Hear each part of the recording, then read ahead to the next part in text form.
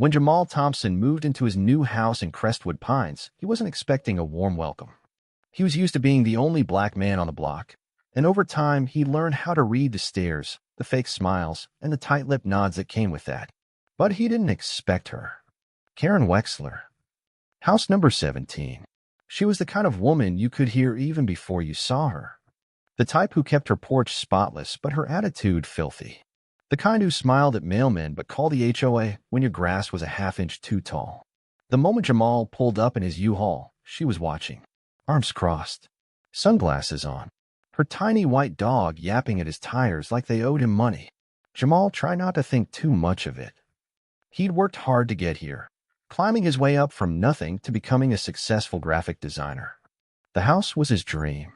3 bedrooms, a fenced yard, and just far enough from the city to hear birds instead of sirens. He deserved this. He earned it. But Karen didn't see it that way. The next morning, she was already waiting. "You lost," she called out from her porch as Jamal was unloading boxes. No hello. No welcome.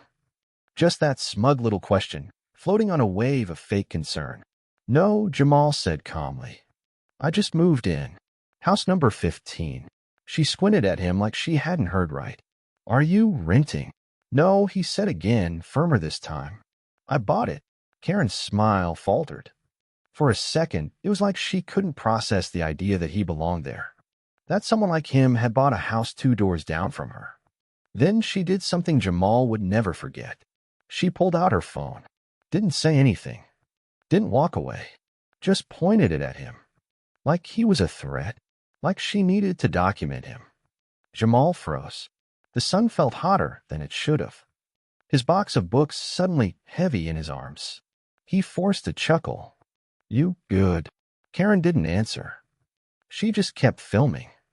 It wasn't until her dog barked again that she finally turned and went inside. No apology, no explanation. Just silence. Jamal stood there for a moment, still holding the box, heart pounding harder than it should have.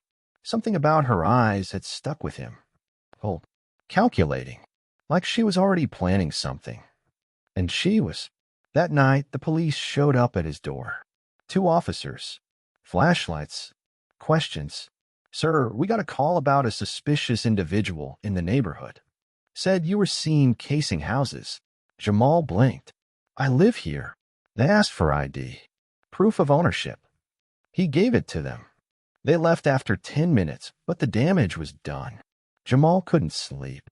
He stared out the window at house number 17, wondering how far this would go. Wondering if this was just the beginning. He was right. The next morning, something even worse happened. And this time, it wasn't just a phone call. It was a lie. A dangerous, ugly lie. And it nearly ruined everything. That night, Jamal barely slept. The anxiety, the anger, it kept him up. Every time he closed his eyes, he saw Karen's smug face, heard her words, felt the weight of the false accusations crushing down on him. But something clicked. He couldn't just sit back and let her win. He had to act. By the next morning, Jamal had a plan. He was going to take action, not just for himself, but for everyone who had ever been falsely accused, silenced, or pushed out. He wasn't going to let her control his life anymore. But he didn't know yet that Karen was already preparing her next move. And this time, things would get even uglier. The next morning, the air felt different, thicker somehow. Jamal couldn't shake the feeling that something was off. He'd spent the whole night trying to figure out why Karen had filmed him. Why she'd call the cops. And why, of all things, she'd accused him of casing houses. It didn't make sense. By noon, the unsettling feeling turned into a gut punch. Jamal was in his garage, unpacking boxes, when he saw a patrol car roll by. At first, he figured it was just routine. But then the car slowed down. It stopped in front of his house. The officer rolled down the window. "Hey there, sir. Everything okay?" "Yeah," Jamal replied, frowning. Just getting settled in. The officer gave him a tight-lipped smile, but there was something about his eyes, something colder than Jamal was used to seeing. "All right. Just wanted to check in. We've had some complaints about the area. Suspicious activity." Jamal's stomach dropped. Complaints? The officer didn't answer directly. "Just be careful, okay? Neighbors are a little worried." And with that, the patrol car drove off. Jamal didn't need to ask who the neighbors were. He knew. Karen. She'd escalated it. It wasn't just a simple misunderstanding anymore. She'd painted him as a criminal, a threat, as if he didn't belong, as if his presence was something that had to be reported, documented, scrutinized. He walked back inside his house, feeling the weight of the walls closing in around him. By 2 p.m., it was clear. The whole neighborhood knew. Jamal had no idea how fast gossip spread in these parts, but it was quick. He'd learned that much. The front yard was the center of attention. He could see Karen in her front window, peeking out behind the curtains. Then the worst part happened. He received a letter in the mail, a formal complaint from a homeowners association, a warning about his behavior. They didn't come out and say it directly, but it was clear what they meant. We've received multiple reports of suspicious behavior in your neighborhood. Please be advised that any further concerns will be handled in accordance with our community guidelines. That was it. No mention of the real issue, the fact that Karen had fabricated the entire story. No mention of the harassment. Just a vague, ominous warning that felt like a black mark on his name. Jamal was furious. But even worse, he felt helpless. He couldn't fight something like this, could he? He walked out onto his porch, looking at the street like it was his first time seeing it. House number 17 sat across from him, its windows reflecting the afternoon sun. And right then, Jamal knew. Karen was counting on him to back down. She was counting on him to be the quiet, good black man who wouldn't cause any trouble. But he wasn't backing down. Jamal wasn't going to let her tear down what he'd worked for. That night, as he stood by his window, staring at house number 17 once more, he made a decision. He would fight back, but not in the way she expected. No, Jamal would take a different route, a route that would turn the tables on Karen, a way that would expose her lies for what they were. But he didn't know yet just how far Karen was willing to go, how much deeper her hatred ran. The next day, things took a darker turn. And this time, Jamal was not the one who'd made the first move. It was Karen. It all came crashing down the next day. Jamal had barely stepped out of his front door when he saw it. Crowd. A small one, but a crowd nonetheless. It was mostly older white residents, hanging around near the mailbox at the end of the cul-de-sac. He recognized a few of them, faces that nodded at him, but never really said much. And then he saw her. Karen. She was standing there too, her arms crossed over her chest, watching him with a look that was more smug than concerned. She had this way of looking at him, as if she already knew something he didn't. Before he could process the situation, one of the neighbors, a man named Mr. Harris, approached him. His face was red, his hands clenched into fists at his sides. "Hey," Mr. Harris said, his voice low. "What's going on with you? You know, there are reports about suspicious people in the neighborhood, right?" Jamal's heart skipped a beat. "What are you talking about?" "I'm just trying to move in and get settled." But Mr. Harris wasn't listening. "We don't need your kind around here, causing trouble." The words hit Jamal like a slap to the face. It was a line he'd heard before, but not like this. This time, there was something different in the air. It wasn't just about the house anymore. It wasn't just about him. This was something deeper, more visceral, a hatred that was built over years of seeing people like him as less than, unworthy of being part of their neighborhood. Jamal opened his mouth to respond, but before he could, Karen stepped forward, holding her phone out in front of her like a weapon. "I got it all on video," she said, her voice as sweet as honey but laced with malice. "The way he's been lurking around, the strange behavior. I've been keeping an eye on him." Jamal froze. His blood ran cold. He knew what she was doing. She was framing him. The crowd behind her shifted, murmurs rippling through the air. Jamal's mind raced, but all he could hear was Karen's voice, ringing in his ears like a bell. "I called the cops," she added with a dramatic pause, a satisfied smirk tugging at her lips. "But they haven't done anything yet. Maybe it's time they did." That was it. The damage was done. In that moment, Jamal knew there was no turning back. Karen had taken her lies to the next level. She wasn't just spreading rumors anymore. She was trying to ruin him. He couldn't believe it. Not just because of what she was doing, but because of how easily the others were going along with it. They didn't question her. They didn't ask for evidence. They didn't care that it was all based on nothing. They just believed it. Jamal's heart pounded in his chest, his throat tight. He wanted to shout, to tell them everything. But what was the point? No one would listen. They'd already made up their minds. To them, he was the outsider, the troublemaker. The other. It wasn't until Karen stepped back and the others started dispersing that Jamal realized the extent of what had just happened. She'd weaponized her racism, and now it was spreading like wildfire. But the worst part, the thing that gnawed at him the most, Karen wasn't just playing a game. She was playing for keeps. Jamal was ready. He'd spent the last few days thinking about everything. How Karen had twisted the truth. How the neighbors had turned their backs on him. How he'd let them think he was guilty of something he hadn't even done. But now he wasn't going to play by their rules. No, he was going to expose Karen for what she was, a liar. Jamal went into the local police station first thing the next morning. He was ready for a fight, but not the kind most people expected. He wasn't looking for a confrontation. He was looking for evidence. "I need a copy of the report filed about me," he told the officer at the front desk. "The one that's been spreading around the neighborhood." The officer looked at him like he was out of his mind. "What report?" "The one Karen Wexler made. About me casing houses." The officer paused for a moment, then sighed. "You'll have to file a request. It could take some time." Jamal didn't care. He was prepared to wait. This was his fight, and he wasn't backing down.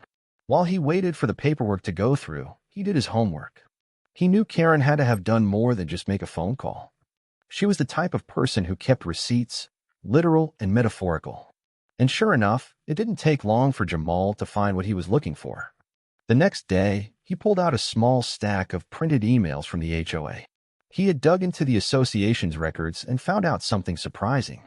Not only had Karen been sending complaints about him, but she'd been emailing the HOA about his every move, from the time he'd moved in to when he started unpacking boxes to the day he'd met the neighbors. She was documenting everything, and using that documentation as proof that he didn't belong. Jamal gritted his teeth. The rage was building, but he kept his cool. He was going to take her down, legally, of course. But Karen was playing a dangerous game, and Jamal had no intention of letting her win. That night, Jamal met with a lawyer. The first thing he did was pull out the emails and the HOA complaints. "This is your best shot," the lawyer said after looking through everything. "You've got a clear pattern of harassment. We can file for defamation and emotional distress. But the question is, are you ready for what happens next?" Jamal's hands tightened around the papers. He knew what that meant. It meant Karen would fight back. She would do anything to protect her lies. But he was done with letting her control the narrative. The next day, Jamal filed the paperwork to take legal action against Karen. It was a bold move, one that would make the whole neighborhood pick sides. But he couldn't stand by anymore, not after everything she'd done. And the moment he hit send, he knew Karen wouldn't just sit back and take it. She wasn't finished yet. That evening, as Jamal was getting ready for bed, he heard something. A knock. Slow and deliberate. He opened the door to find another police officer standing there. But this time, it wasn't about the previous complaint. It was something new. Something far worse. Karen had escalated things. Jamal felt the blood drain from his face as the officer handed him the paperwork. He stared at it for a moment, unable to process the words. It was a restraining order. Filed by Karen. For harassment. "I don't understand," Jamal said, his voice tight with disbelief. "I didn't do anything to her." The officer gave him a sympathetic look. "She claims you've been threatening her, stalking her. She even says you've been trespassing on her property."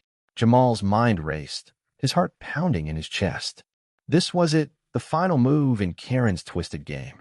She wasn't just trying to ruin his reputation anymore.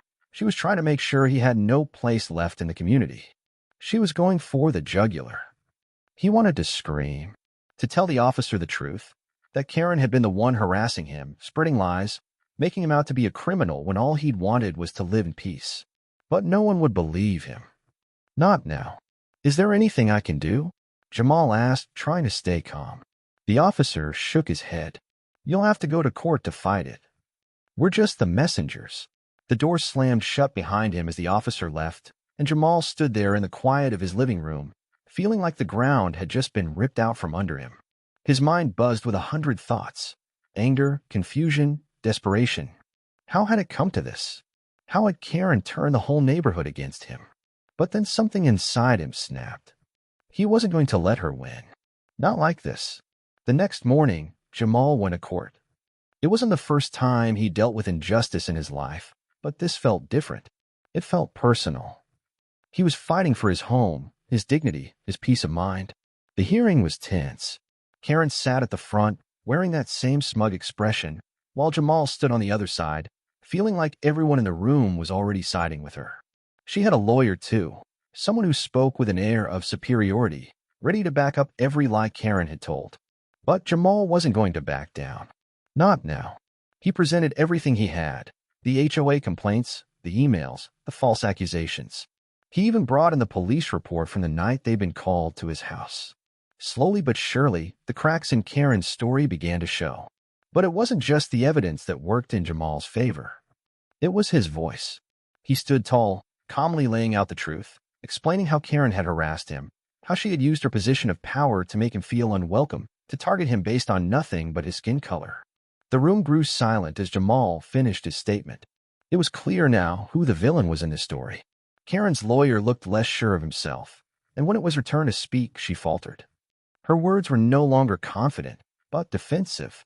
She tried to claim that Jamal had been the one to provoke her, that he had been threatening, but the inconsistencies in her story were obvious. The more she spoke, the more it became clear that this was all a desperate attempt to cover up her own lies. And then the judge spoke. "I find in favor of Mr. Thompson," he said, his voice firm. "The evidence presented shows that the claims made by Ms. Wexler are without merit. The restraining order is dismissed." The weight that had been pressing down on Jamal's chest for weeks finally lifted. He could breathe again. But Karen wasn't done. As she stormed out of the courtroom, she muttered something under her breath.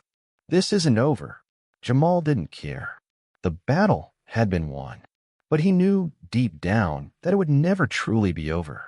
There would always be people like Karen out there, people who would judge him before they ever got to know him. But at least he had fought back. He had stood his ground. In the days that followed, things began to settle. The neighbors who had turned against him slowly started to see the truth. Some even apologized. But Jamal didn't need their pity. He had his life, his home, and his dignity back. And most importantly, he exposed the lies. He'd stood up to the Karen who had tried to destroy him, and he had won.